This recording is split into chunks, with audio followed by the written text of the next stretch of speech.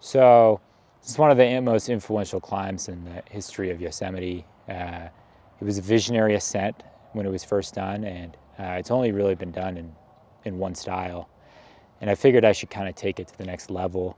After kind of sussing it out, and everybody else has been free soloing it, I kind of looked into it a little deeper and saw that there was potential for it to be non-free soloed. I mean, what Isaac's doing, it's never been done before. Yeah, after I realized that it would go non-free solo, I started to train pretty hard because I knew that I needed to be in top physical condition to make this happen. So I started hitting the dojo really hard. I got so strong that I actually almost did my first pull-up, which was kind of a big moment for me. I'm hoping to make strides in that direction and maybe finally do a pull-up in the next year. Yeah, so the next phase after the training was to really dial in the nutrition for the send day, and I decided that I would just cut out all real food and only eat gels for 2 weeks prior to the ascent. I figured that would be the best method for gains, and it looks like it worked. So yeah, if you're looking for nutrition advice, you can come to me. So a lot of the gear isn't really that straightforward. You can sew it up, but it takes some ingenuity. There were some small pieces like a zero, and then I managed to sling a nut, the wire of the nut around a bush, which was really key for kind of one of the cruxy sections. There were a few bigger pieces, but it was pretty bold. You're really looking at some big falls if anything rips. I would say that it's one of the most impressive, no, it's the most impressive first ascent in Ptolemy this season, if not ever.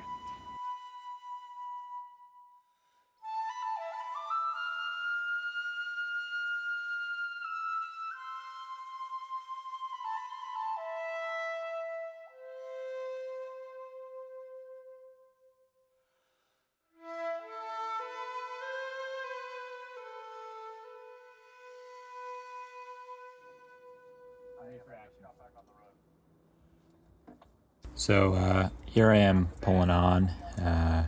Right off the bat, you get a really good blue totem, which is key to kind of keep you off the deck. This was Chris's, one of his first times belaying, so he's having a tricky time giving me enough slack here, but got the piece clipped. Kind of fucked up the sequence here, but I pulled through. So I'm yoked.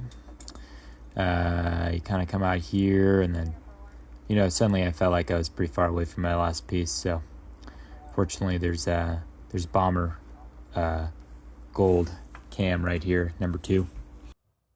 Chris is having a good yawn here. We want to keep him relaxed. I'm kind of botching this here because I'm a boulderer. Yeah, so you clip gold cam, and then you kind of bust out big over here. But this is kind of entering the run out, and you got this big backbreaker boulder behind you. But, it's all good. So you just bust through, kind of shaking out a bit here, getting a little pumped. And then finally you get your next piece, kind of one of the biggest pieces on the route, the zero. And just got to slot it in. As long as it stays in place, it doesn't actually have to be any good. Then, get short roped again by Chris. That's okay. He's learning. Then we come down, shake out again. So I enter kind of a good rest right here, just hanging out, getting my feet situated. Oh, kind of a tricky move here, busting down. Whew. Okay, now I'm kind of at the spot where you got to place the crux piece. And just because of the way that it is, I had to extend it. I figured that would keep it a little safer. Now that I'm pretty far off the deck, figured that was appropriate. Kind of feeling good here, feeling like I got it, but anything could happen, so just chalking up. Sort of remembering at this point, this is my first ever trad lead. Actually, I hadn't put on a harness until one of our SAR trainings. Anyway, here I go, firing the crux. Feeling good, put my feet out. This is an onsite after all. Lash this good jug. Feeling pretty pumped. This is the most amount of moves I've done in a row in a long time. So just chalking up, thinking about my next piece. Fortunately, right here, there's an absolute bomber, 0.5. So Just trying to get it off my harness. It's a little tricky for me. Yep, it's going in. Perfect. Absolute bomber. Get a little short roped again. It's okay. Clip the piece. We're crossing in. Starting to get pretty pumped here. I don't really know what to do with my feet. But that's okay. Just keep kind of punching through here.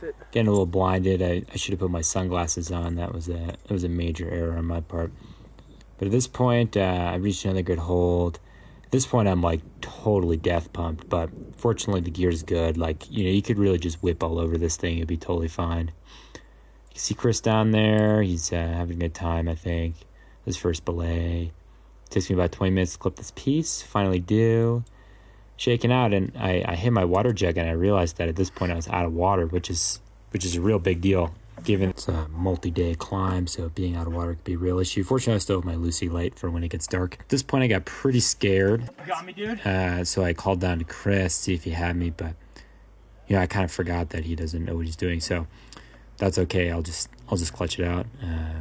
But I am pretty gripped, so I do this kind of big move. Matching in, getting totally blinded, coming out, speed finger lock. And I'm kind of approaching this last piece here. This is like really the critical piece. Without this, I don't think it would really go safely.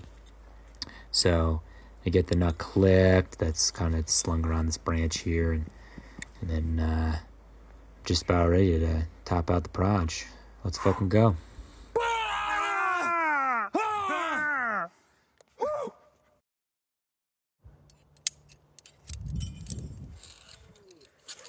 After ascent, I just had a flood of emotions. I just couldn't even remember how to set up a top belay, but finally I got it sorted out and got Chris on top belay, and it was amazing to watch him send. All right, you're on belay.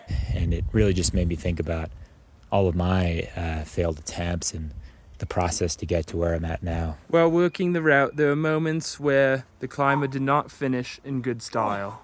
Dude, can you take on that? I got you. Ooh. Yeah, I gotta work out this sequence. Yeah, I'm with you. Yeah. You're just taking a video of like the trees blowing in the wind. What do you think of all those dome runners up on the dome, up on Lumber Dome right now? I think that they have lost sight of the ultimate goal, which is leading Machine World. And they will see the light.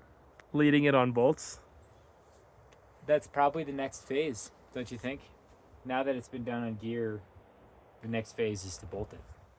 And now that we've been given the okay to use power drills at Puppy Dome. Yeah, totally. I mean, there's the parking lot.